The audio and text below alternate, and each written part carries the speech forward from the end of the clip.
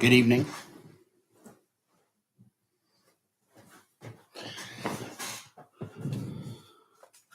Hey, Jessica, how are you this evening? Hey, Cece, welcome in. Hope you both are doing well. Tonight's going to be 1 hour and no more because I got a hot date with Little Briggs after this. He's about the only thing that takes priority. It's amazing. We were just down there at Disney with them for 6 days. Came home on Tuesday night, super late. Hey, Carmen. And I miss that guy so much. I can't wait to see him again. It was great being with him all day down at Disney. Had a great time. I won't be able to go into too much of that tonight because I've got some other things to cover, but maybe next week we'll spend time talking about the trip and how it went. And boy, I tell you, if you go in with an open mind on things, you really your eyes get open to some things that just are spectacular. So we had a lot of fun, and I'll share a lot of that with you guys next week. Hey, Lamont, how are you? That's okay, no problem. I'm only going to go for 1 hour, no more tonight. I was just saying I've got a hot date with my grandson after this. He had the time of his life at Disney. All of our concerns about how he would do on his first flight, how he would do on his first rides, how he would do with the characters, knowing that he was deathly afraid of Santa last December and the Easter Bunny in March. He was a rock star.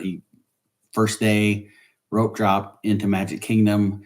We rode the Winnie the Pooh ride first, thought that was a good starter ride for him. And as we got off the ride and got out into the walkway, Tigger was walking by, and he saw Tigger and he went running to Tigger, not away from him. So we knew we were in pretty good shape there, but he had a great time, and we all made some lifetime memories, that's for sure.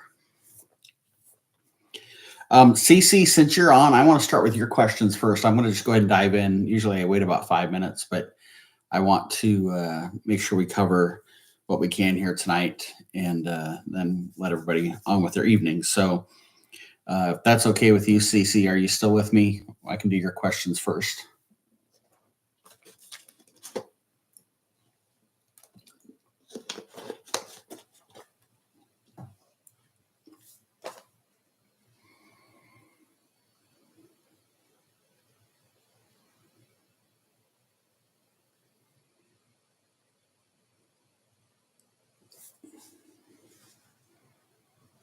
Are you still with me, Cece?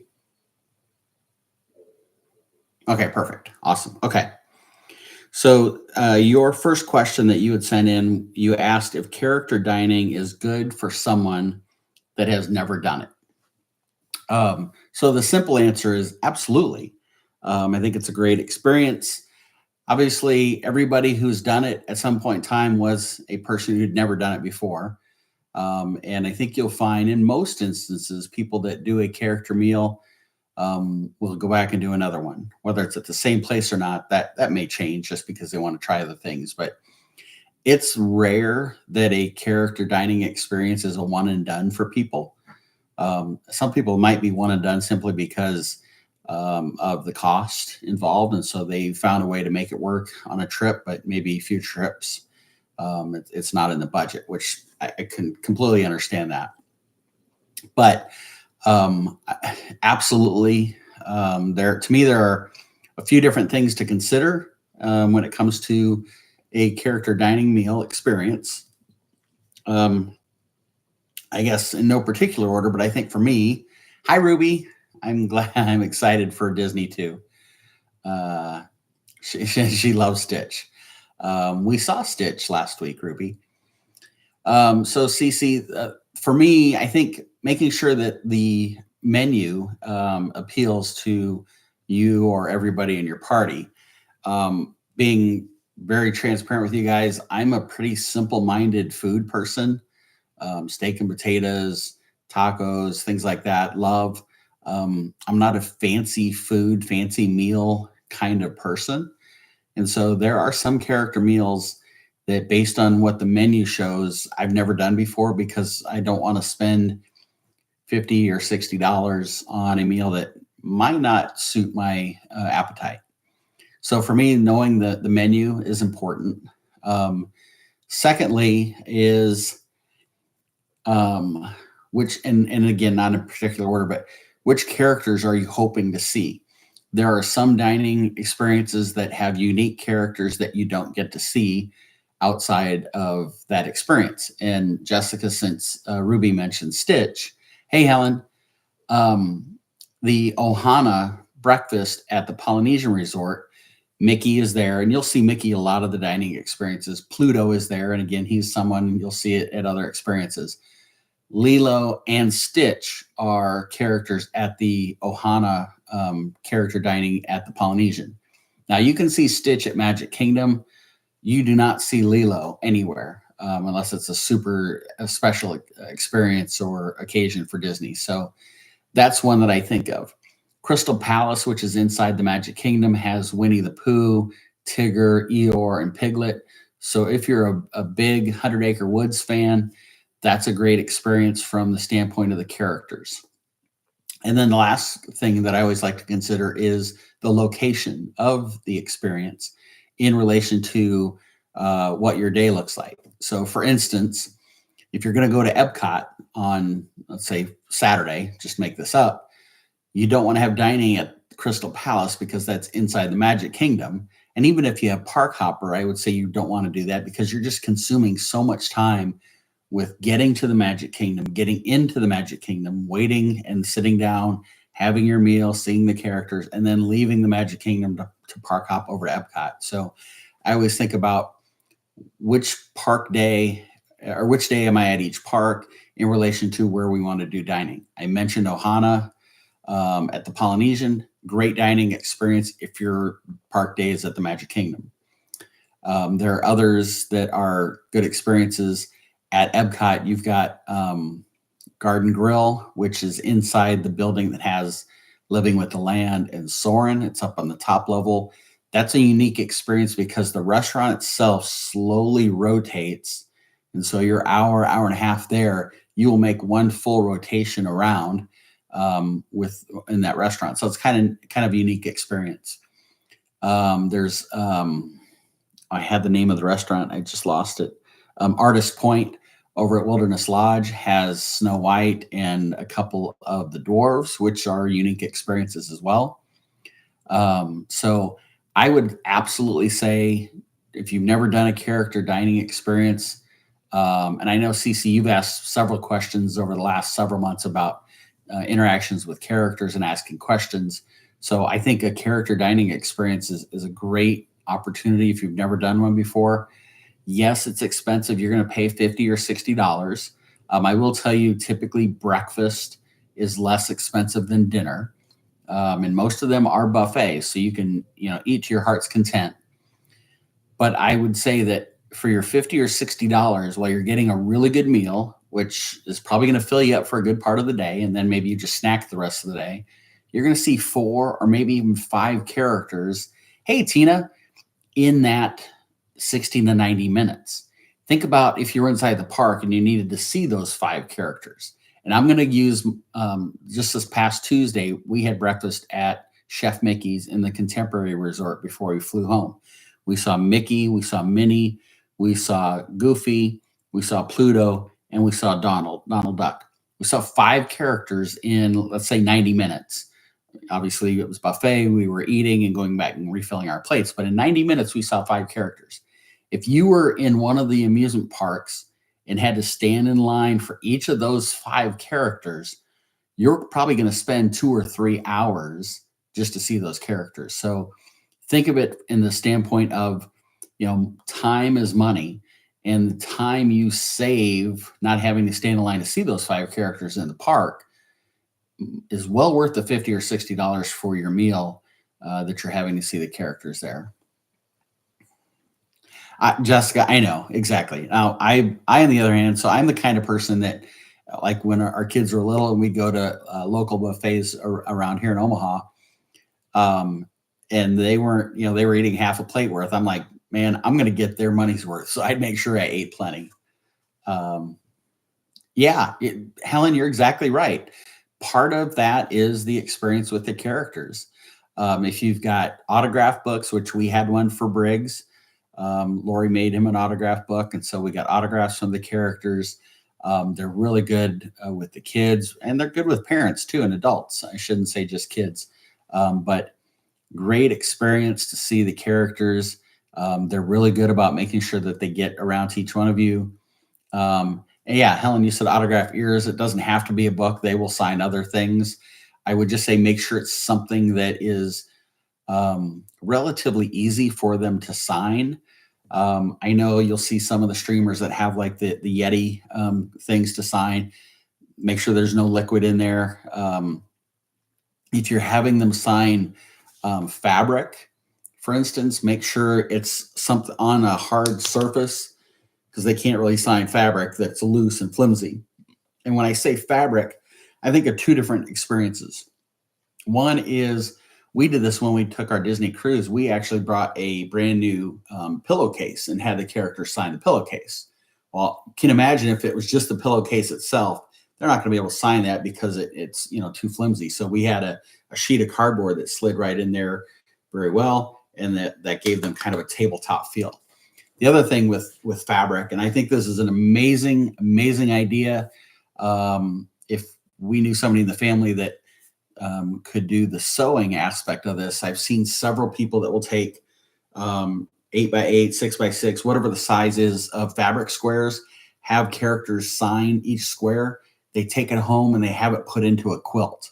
I mean, what an amazing lifelong souvenir that you're getting from the autograph. So I'm going off tangent here of your question about character dining, but they're the signature part of the character dining, a number of different ways you can go with it. Absolutely.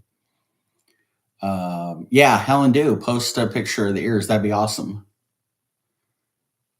Yeah, if you're doing fabric, I mean, it's hard. It's kind of like handing them this piece of paper with nothing under it and asking them to sign.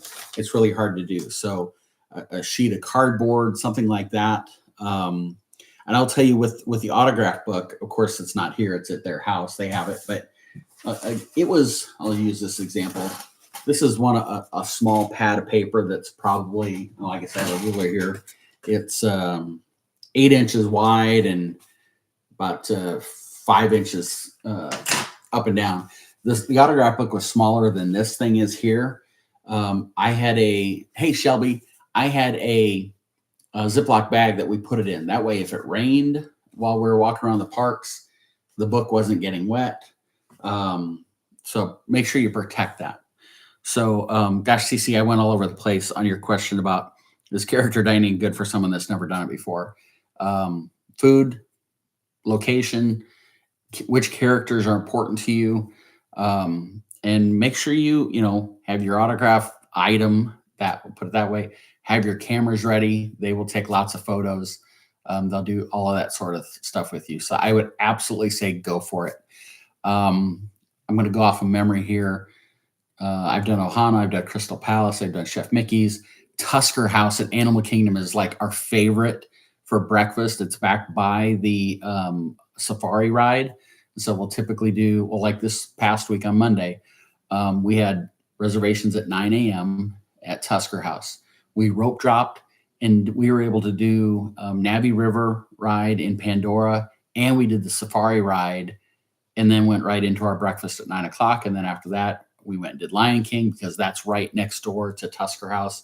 So great location there. We've done Garden Grill at Epcot. We've done Hollywood and Vine at Hollywood Studios. I think there's one or two others that we've done, but all wonderful experiences. Yeah, Helen Tusker is amazing. CRT, so that's Cinderella's Royal Table with inside the castle in the Magic Kingdom. So just the environment alone makes that one pretty special. Yeah, and I've heard that too, Helen, that the food at Cinderella's Royal Table isn't the best. That reservation is hard to get. If you are going primarily because you want to see the princesses, I would recommend, and this is one we've done, I would recommend at Epcot in the World Showcase, in Norway is a dining experience called Akershus. It's princesses. It's a buffet. Food is much better than CRT. You get to see the princesses. And it's an easier dining experience to get, and it's not as expensive as CRT is. And that reminds me, if you happen to have a dining plan, if you're doing the Disney dining plan, which includes one table service meal per day, a lot of the character dining experiences are part of the meal plan, and they count as one credit. So your one table service per night stay, Tusker House, boom, I can do that. Cinderella's Royal Table costs you 2 table credits. So if you're there for 4 nights and you want to do CRT, you certainly can. You're going to burn up 2 of your 4 nights table service credits on that one meal. There's a couple other dining locations that are the same way that cost a couple, but I just wanted to bring that up. Okay, Cece, let's jump to your next question. And just like you guys have been doing here, if you have thoughts, ideas, comments, things that you've done in the past, by all means, please share away. Real quick. Hey, Eric, welcome in. And Blake, hey, how are you? Good to see you. All right. Cece's next question is, what is a great way to store souvenirs in your luggage? Man, isn't that a great question? Now, obviously, what the souvenirs are can then kind of dictate the storage part of it. But I will start with this. And we did this past trip, and I do it all the time. If at all possible, in my big suitcase that has, all my clothes and bathroom stuff and all that jazz, if there's room, I will pack like a duffel bag, an empty duffel bag, put it in there. And then that way I have an extra bag to put souvenirs into that maybe I carry on the airplane when we fly home. So going down, I'll have a big suitcase with a duffel bag in it, and I'll just have my park bag over my shoulder as my only carry-on going, and then coming home, I'll have a second carry-on that I bring onto the airplane. So that's one thing that I've done in the past. If you happen to pack snacks to take down with you in your suitcase, granola bars or Pop-Tarts or whatever, as you eat that stuff, you're making more room in your suitcase to bring souvenirs home. So that's always handy. Part of it, though, is dependent upon what the souvenir is. If you go to Disney Springs, and I can tell you this from experience with my youngest son, he loves Legos. We go to Lego store, and we're not buying a box of Legos that's the size of this piece of paper. He's bringing home the Concorde airplane. He's bringing home the space shuttle. He's bringing home all these monstrosities that are in boxes that are probably 2.5 feet wide and a couple feet tall. That becomes one of his carry-ons onto the airplane. So we have to plan accordingly, make sure that Tanner's not bringing 2 carry-ons onto the airplane when we go down there, knowing that he's going to have to carry one of the Lego sets on the plane. So you can plan that. You want to be careful of things like lightsabers, for instance, that either they will collapse to a size that fits in your suitcase, or you bring a large enough suitcase that it can fit. And so that's important. If you're buying things that are more fragile in nature, if at all possible, ask Disney if they can, wrap that, if they've got bubble wrap or anything like that. But then something that I've done in the past, especially with like Christmas ornaments, we love to bring those home. Keep it in the packaging, but then maybe slide it into a sock, and then slide a sock over that one and a sock over that one to kind of give it some additional insulation. I'll make sure that breakables like Christmas ornaments, I put them with clothing, shirts or whatever on either side, so it helps to soften any of the banging around as they are moving luggage from plane to plane at the airports and that sort of thing. So hopefully that helps a little bit. CC, Blake, had a great time. I'm not going to get too much into our trip this week. I have to drop this at the bottom of the hour, so about 40 minutes from now, because I got a hot date with my little grandson Briggs. So next week we'll probably do a full debrief on the trip, what we got to do, experiences, how it went, and I want to share some I guess some nuggets of wisdom that I think I picked up on this trip that were pretty special for me to come across. So um, yeah, if you're driving, Helen, obviously that makes it much easier. Um, yeah, Jessica, that's our problem. I mean, it's a 22 or 23-hour drive. And I mean, look, most all of us have been to Disney, and you know how tired you are at the end of a Disney trip. I don't want to start my Disney trip tired because I just drove for 2 days straight. And I sure as heck don't want to drive 2 days straight coming home after being Disney tired. That's for sure. So yeah, Cece, make sure that you've got room in your suitcase. Use clothing to insulate. If you think you might be buying other valuables, maybe bring some bubble wrap with you. Line your suitcase with it before you pack. That way you've got bubble wrap to use on the way home. And then again, remember, if you're flying, your 2 carry-on policy on airlines.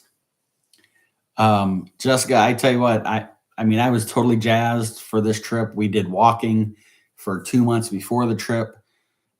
We flew down on Thursday, got up at 3 in the morning to get down there, to get to the airport to fly down there. We got checked into our resort around 4:30 in the afternoon, ate dinner, and then we went to Disney Springs to shop. That was a huge mistake on my part to do Disney Springs, because I was then hurting by the end of the night, kicking into our first park day. Ruby and I are bringing you the glitter beaver airline. Oh, Jessica, I cannot wait for that. I will tell one quick story as I was talking about luggage and airlines. I used to travel a lot for work, like every other week. Sometimes it was every week for quite a bit of time. But I can tell you, in all of my business trips, I think twice did one of my pieces of luggage get lost, or didn't make it on the plane with me.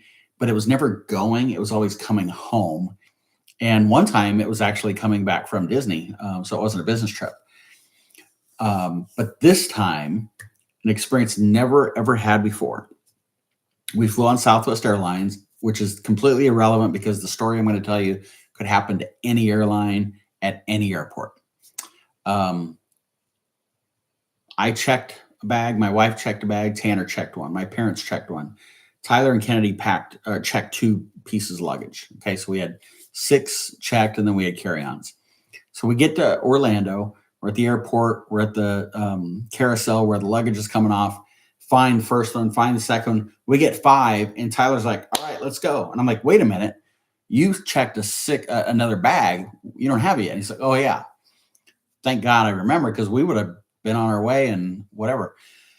So we waited, and we're looking. Of course, it's a black suitcase. It's always a black one that everybody under the sun has.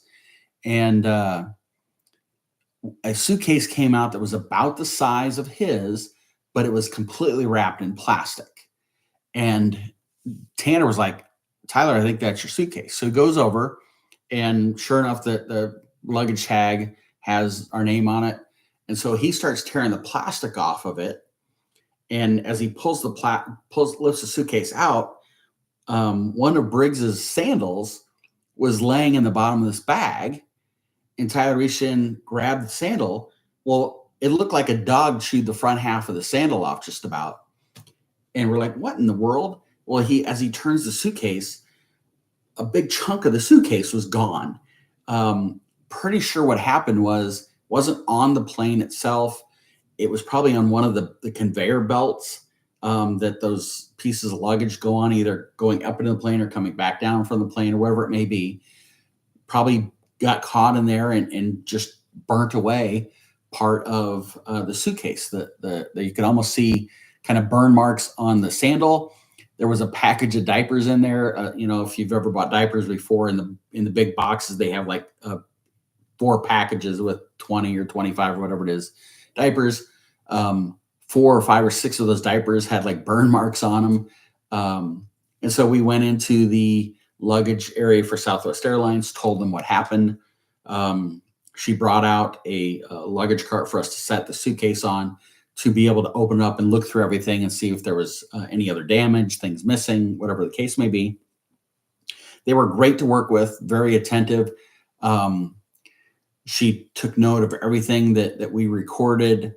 She brought out a brand new suitcase that was about the same size as the one that was damaged. Again, open and transparent. The one that was damaged was a Samsonite. It was probably a $40 piece of luggage. This one she brought out, I don't know if it was Samsonite or not, but it was a hard case, had luggage locks on it. It was like top of the line. So my $40 suitcase was replaced by probably a $150 suitcase. And then she said, all right, I can either cut you a check right now for the loss of the sandals and the diapers, and she said it was $50, check for $50 right now, or we can double it and give you flight credit for $100. Well, not knowing if, when the next time Tyler and Kennedy would fly, we decided just to go ahead and take the $50 check. And it reminds me, I still have it in my wallet. I need to take it to the bank and cash it. And then we can go buy Briggs a new pair of sandals. So all in all, they made it more than right. I mean, what we lost in diapers and the sandals wasn't even $50 worth.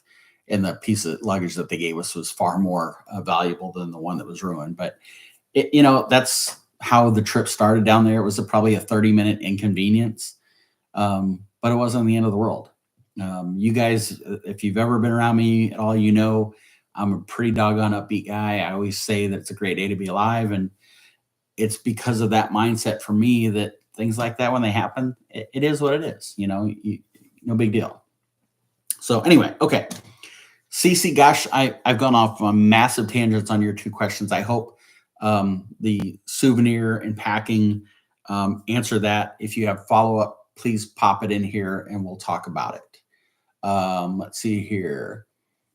Yasser, welcome in. Hey, Jules, good to see you. I don't know if I missed anybody else. If I did, I apologize. There's my cursor. Let me scroll back up a little bit here. I think I'm good with everybody.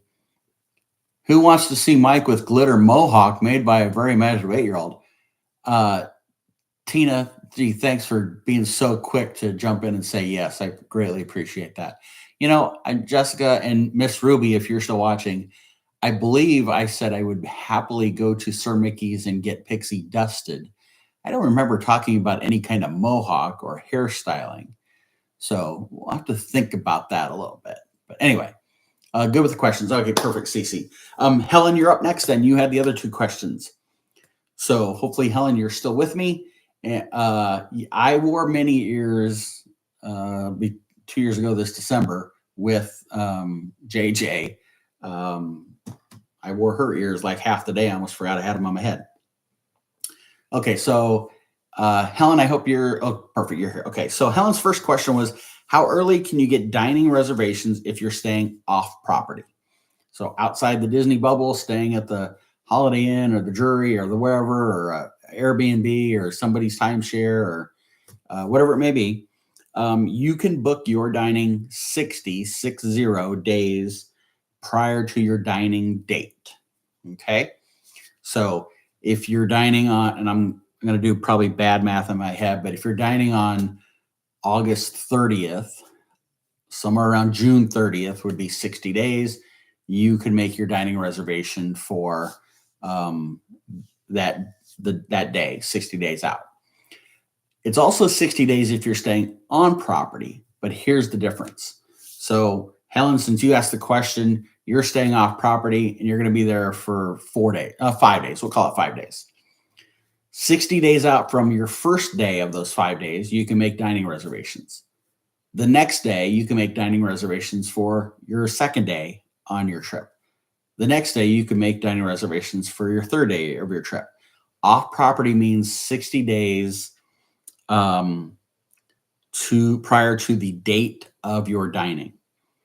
If you're staying on property, you can book 60 days out from arrival date all the way up to 10 days worth of a trip. So use my situation this past week as an example. When it was 60 days prior to our arrival date, which is May 29th, is when we arrived. So April, about March 29th. If there were only 30 days in every month, it'd be March 29th. On March 29th, I was able to book our dining for every day of my trip on that day, since it was less than 10 days. So our character dining at Chef Mickey's was on the day we left. That was essentially 65 days from the day that I was able to make my dining reservations. If I was staying off property on March 29th, I would have only been able to book dining for May 29th. On March 30th, I could have booked dining for May 30th, and you can see how that goes. So on property, you get the advantage of being able to do 60 days out from arrival day for up to 10 days of your stay. Off property, it's 60 days prior to the date of the dining you want to reserve. Not confusing at all, Helen, exactly. I should have pre-warned everybody that there might be a little math involved with tonight's discussion. Thanks. We only had one. We wanted it. The 36 days.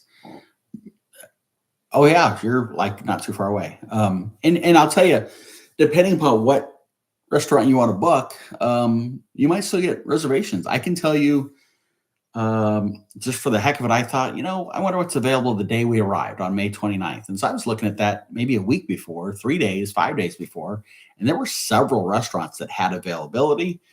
Some of them were later than I wanted, 8:30, 9 o'clock at night, but there were restaurants with availability. What'll happen is you have the most popular dining experiences that go first. Cinderella's Royal Table, you mentioned earlier. And then the others, the prime dining times will go fast. And then after that, you kind of have to mix and match. Cece, if you're still on, talking about character meals, I mentioned Crystal Palace at the Magic Kingdom, and I'll use them as an example, but this could apply to other restaurants as well. I think I said, first off, breakfast is typically cheaper.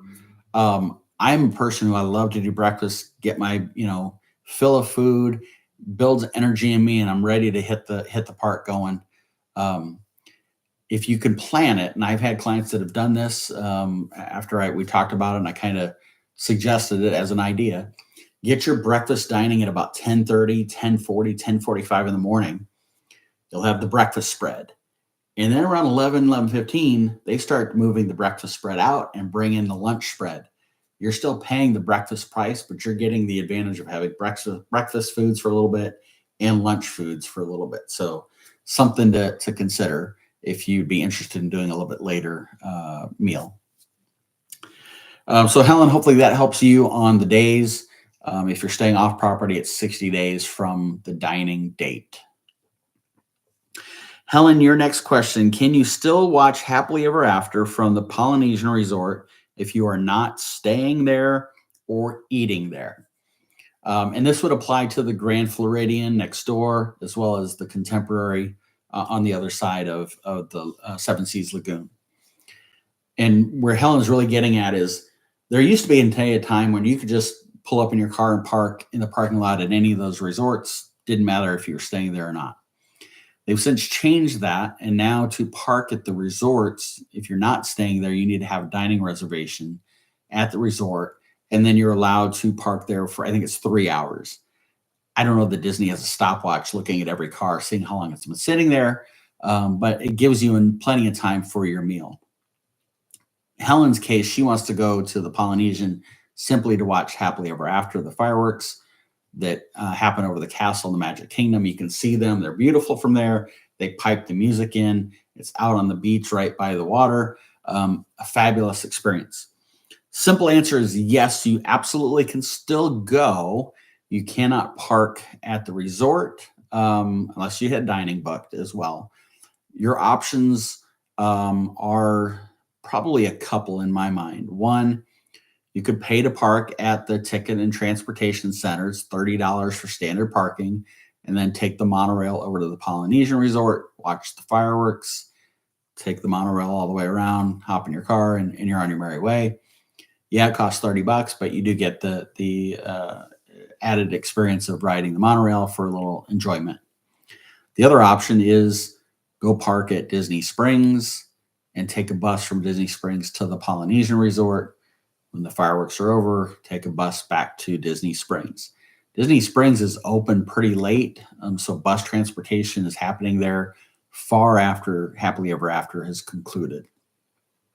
Third option would be to possibly take an Uber or a Lyft.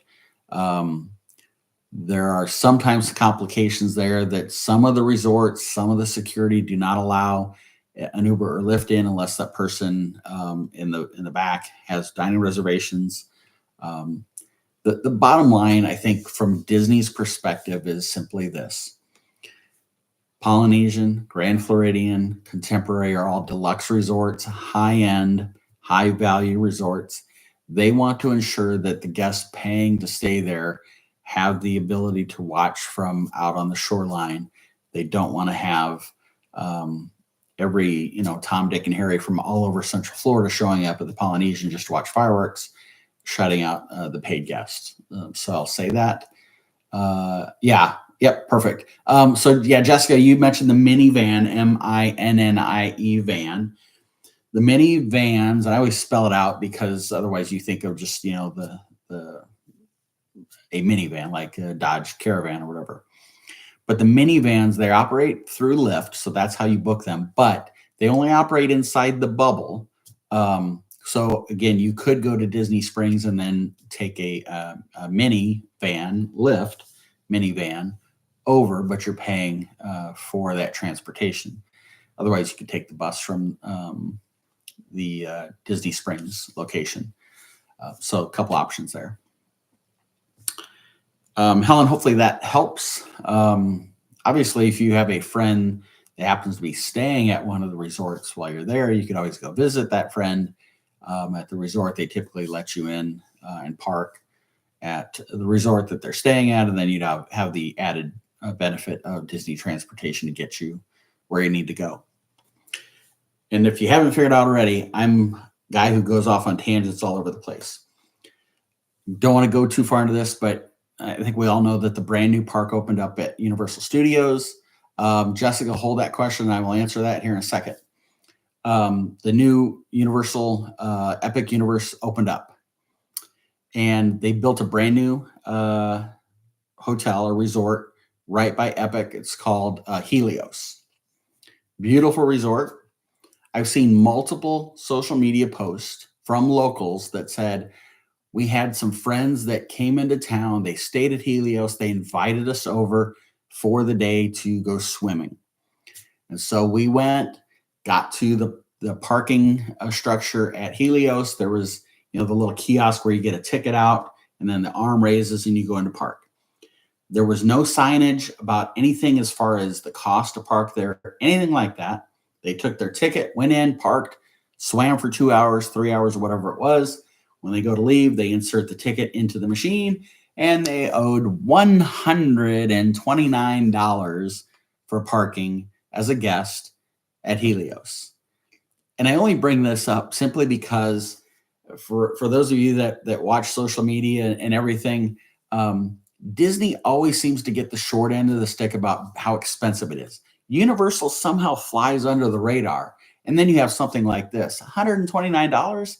That is insane. I mean, that's like, I can't even quantify that. So anyway, yeah. Oh my God. Okay, Jessica, you said, what about the airport to the resorts? So the mini MINNIE vans only operate inside the bubble with one exception. If you're staying in a Disney resort on the club level, which is, you have to be in a deluxe resort, and then the club level, which is like concierge and free this, free that, whatever. That's the only scenario where the Disney mini MINNIE vans will go from airport to Disney. Otherwise, they stay inside of the bubble. If you're looking for transportation from the Orlando International Airport, MCO is their call sign. You can obviously get an Uber or Lyft. It'll just be, a general vehicle. There are some other services. I'll tell you, my family this past week when we were there, I booked through Mears, which was the company that offered the Magical Express back in the day when it was free through your package with Disney. They were wonderful to work with. The day before our trip, I get an email with a QR code so that we can log in or check in when we get to the airport.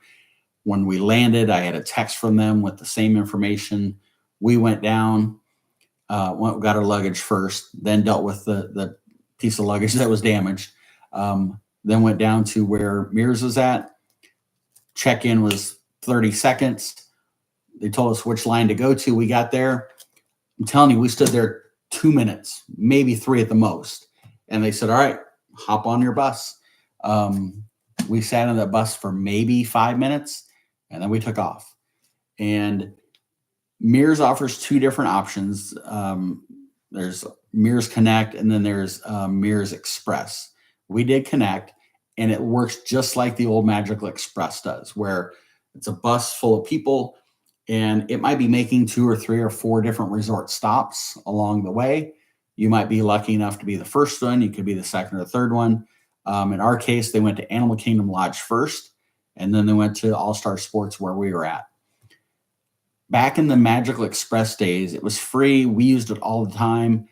I remember standing in line in the airport, waiting to get on our bus, sometimes up to 30 minutes before we got on the bus, and then sat on the bus for another 15 before they took off.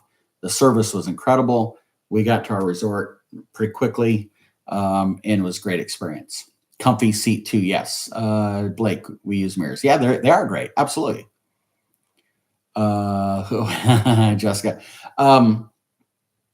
We can talk a little bit more, not tonight, because again, I only have 20 minutes left, but want to talk about how Mears works and other things like that. Oh, I'm so sorry, Helen. Yeah, go rest. And yes, I will absolutely have fun with Briggs.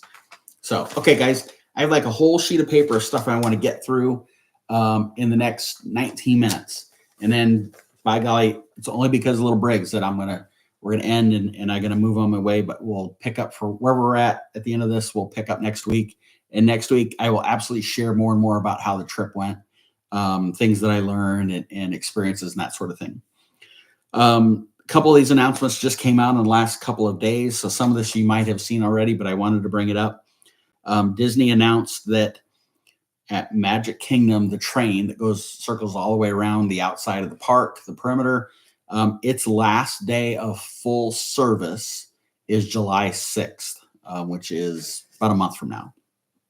Starting July 7th, it's going to have a limited, what they're calling limited shuttle mode.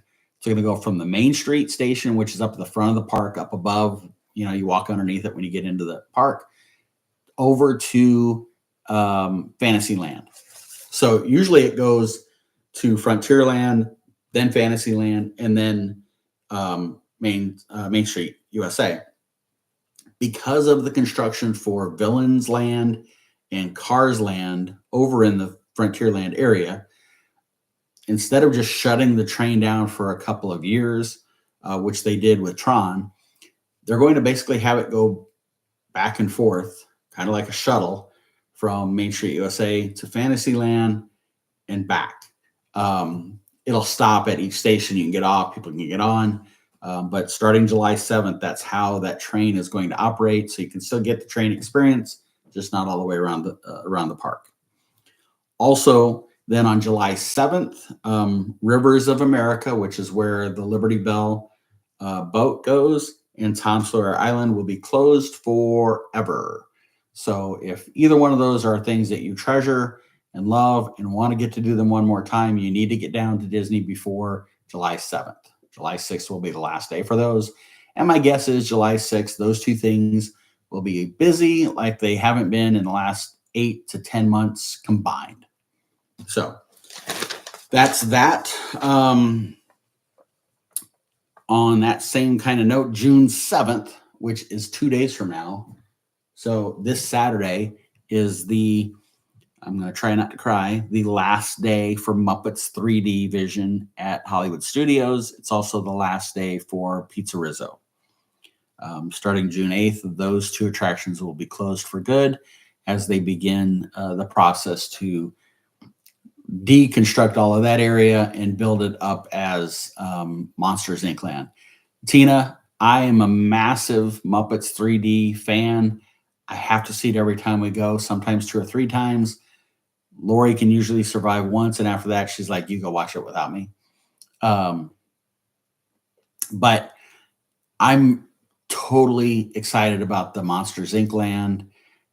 If you haven't seen it yet, they did a concept art video of the ride loading apparatus of the new Monsters Inc. roller coaster that's going to go in there. If you haven't seen any of this at all, the roller coaster is going to simulate the vault in the movie where all of the doors are. If you're familiar with the movie at all the monsters are in a docking station and they swipe a card and a door comes along the conveyor belt and comes down and sets and locks in, and then they go in and scare the child, and then the door goes back. So the roller coaster is going to take you through that vault with all the doors.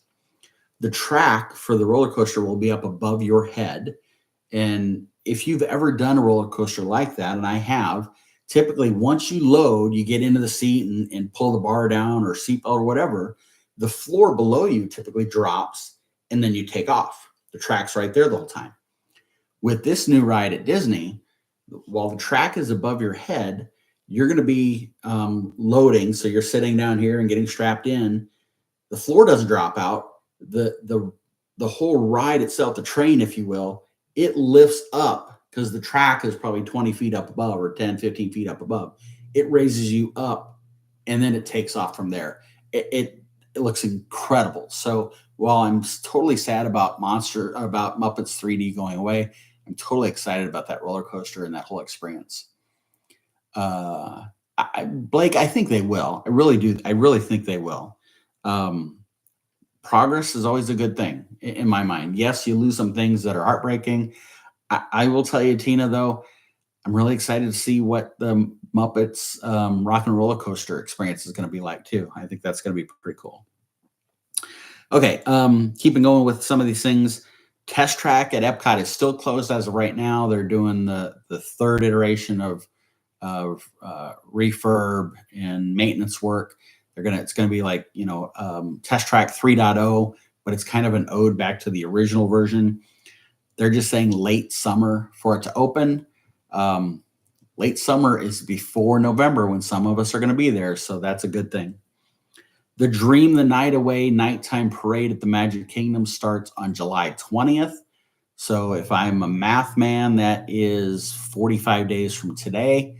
That day is probably going to be insane at the Magic Kingdom, between people that just happen to be there on their vacation, people that have booked last minute to be there for it, all of the locals that are there, pass holders, whatever. That park's going to probably be close to, if it doesn't hit capacity, I would be surprised. The dinosaur ride at Animal Kingdom is still operating. Some of my family rode that this past week.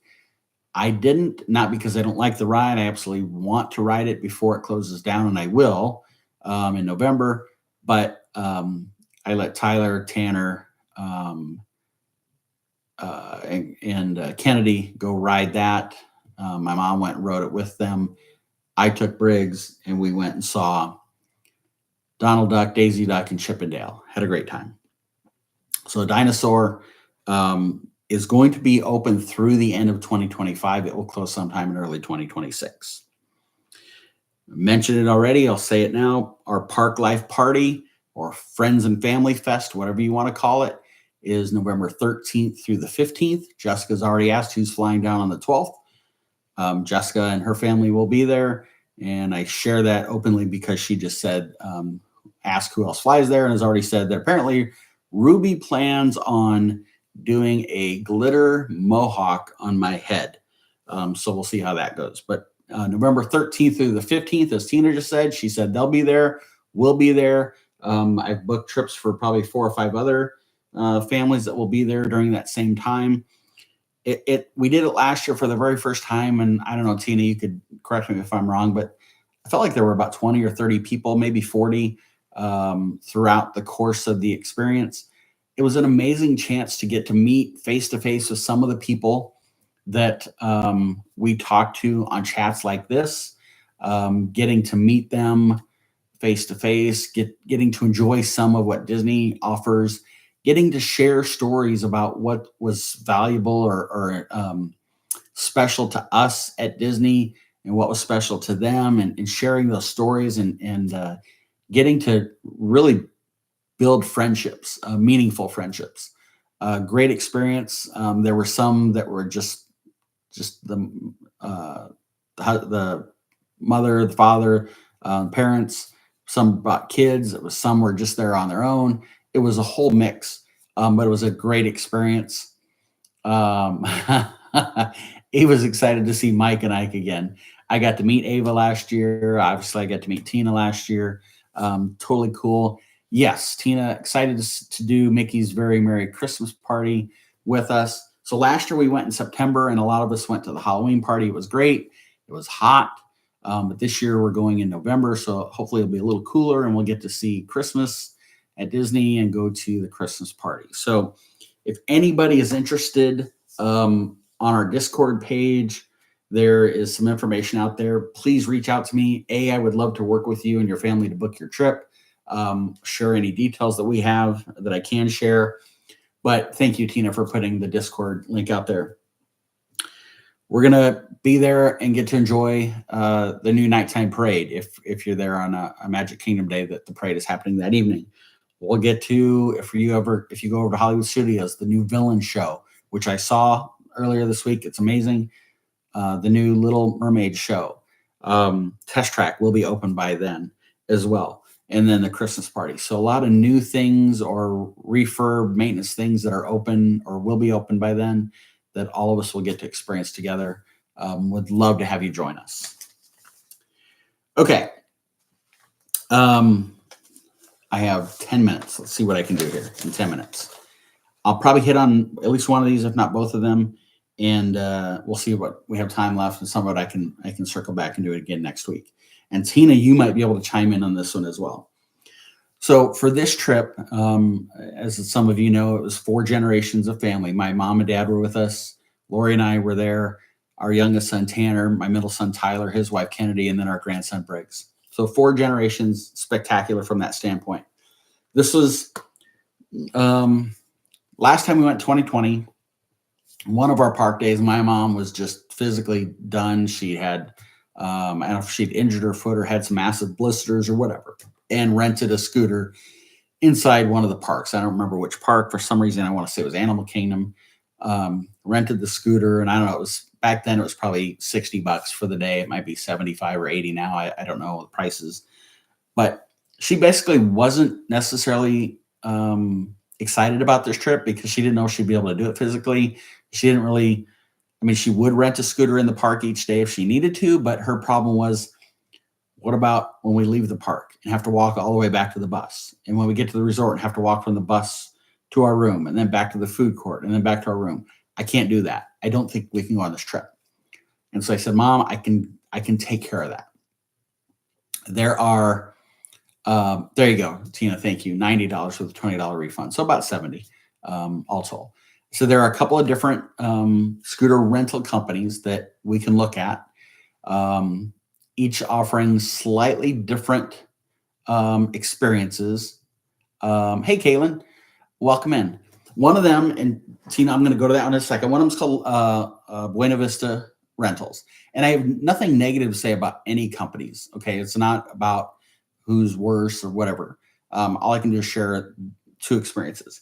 So Buena Vista Scooters does rentals for scooters. They rent wheelchairs. They rent strollers if you need any of those. The other company, and Tina just mentioned it, is called Scooter Bug. They do the same thing, rent all of those 3 different pieces of equipment that you may need. Pricing for both of these companies is pretty similar within a handful of dollars, okay? And I just wrote them down. So Scooter Bug, their, I'll say base model, which has a weight capacity of 350 pounds. Buena Vista's 375 pounds, so pretty equivalent from that standpoint. A one-day rental at Scooter Bug is $70. A one-day rental at Buena Vista is $85. So Scooter Bug is essentially the same as renting at Disney. As Tina said, it's $90, but you get $20 refunded. Buena Vista is a little bit more expensive. As you add days, the cost per day goes down quite a bit. So one day at Scooter Bug is $70. If you're there for 5 days, it's $193. So the cost per day goes down. Cost between the two companies is pretty comparable. I think the quality of the scooters are pretty comparable. The biggest difference, and this is what sold me on utilizing Scooterbug, they are the only company that Disney recognizes as their preferred provider, in that I told Scooterbug our arrival date is May 29th and we should be there by 3 o'clock. And then our departure day is June 3rd, and I will be done with the scooter at noon, just to throw that out. The scooter was already there when we got there. They can drop it off and leave it at Bell Services. You do not have to be present. Likewise, on our drop-off day, we just left the scooter with Bell Services at our resort, and they come and pick it up at their convenience. If you use companies like Buena Vista, or there are a few others, they will deliver to your resort, but you have to be there. And likewise, when it's time to return it, you got to be there when they come to pick it up.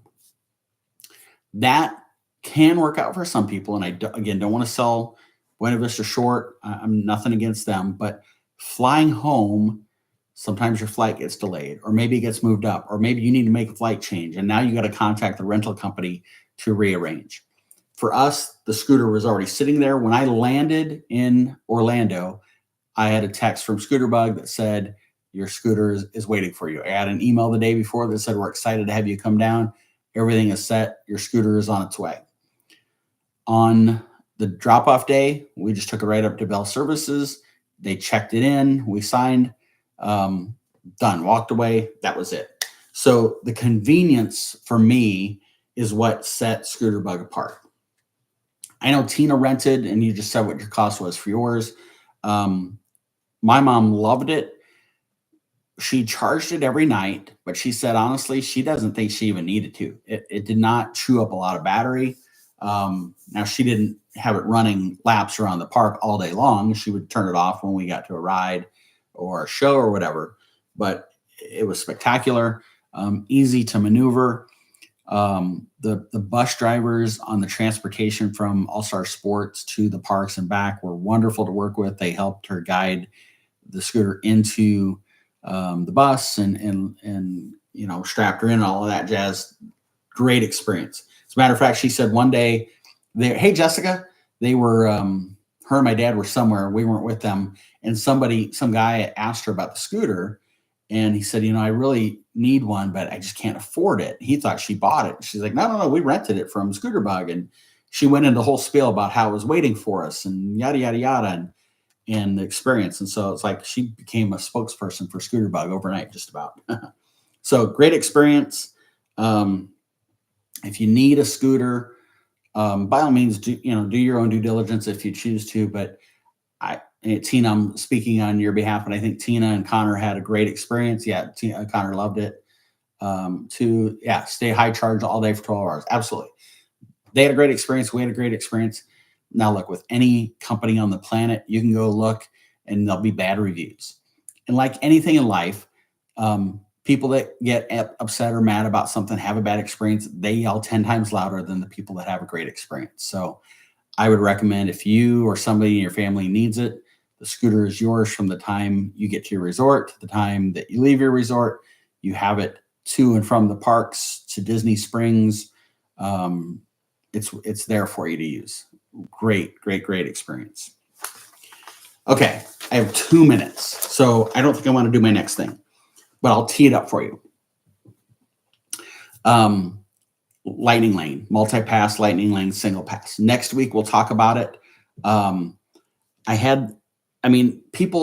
lot of people use it. Some people use it and hate it. Some people use it and like it. Some people feel like they didn't get their money's worth. Some people think it's, too expensive. So I had this epiphany of the science behind it and the economics behind it. And so I want to do that, but I can't do it tonight. So I'm going to leave this sheet on the top of my pile. And next week, when we get back together, we will cover that.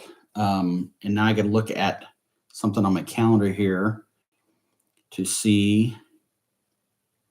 Perfect. Next Wednesday is the 11th. Yes, the 11th, next Wednesday, we will be back to our regular night. So anybody who's on that's new here, Kaylin, thank you for joining. Hopefully you're still listening in. We usually do these on Wednesday nights. I had a conflict last night, so I had to move it to tonight, but I try to keep consistent. Wednesday night, 7:30 p.m. Eastern. Tina, I know you posted the link to the Discord. You just posted a link to where people can post questions. So if you're new here, I have a Discord for this community. We have a page there where people who have questions, they can post them there ahead of time, and I build that into my agenda, and that's what I usually start the conversation with. And that gives me time if I need to do any research on questions. I'd like to say I know everything there is to know about Disney. Some people will tell you that I might be a know-it-all, but that's a whole different story. So we encourage you to submit your questions there. You're always welcome to ask your questions here, though, by all means. Oh, well, that's good. But yeah, hop in the Discord. And then since we do these on YouTube, they're available for replay after. So for Kaylin or anybody else that if you can't make it, you can always listen to the replay. But we typically do these every Wednesday night. Tina, thank you for posting that. I drop a podcast every Monday morning, usually at 5 a.m. Eastern time on this YouTube channel, as well as on the Park Life podcast on Spotify. If you ever have a topic you'd like to hear about, you haven't heard about it before, or you're confused about it, or you want to know more about it, share that with me. I'll build it into a future podcast. I'd love to do that. I can come up with topics and I can talk until the cows come home. But if there's topics that are important to you that you'd like to hear about, I want to be able to do that for you. So with that said, next week we'll talk landing lanes, multi-pass, single pass, my experience from this past trip, and then hopefully I'll do just a full-on trip debrief from all of our experiences, different things. I'll tell you, it was an emotional experience with 4 Generations. I may or may not have shed a tear here and there. I will share one quick sentimental thing, and then I got to wrap. When we got back in town Tuesday night, so Wednesday morning, I sent my parents an email thanking them for coming with us and that we had a great time. And my mom emailed me back and said 3 things.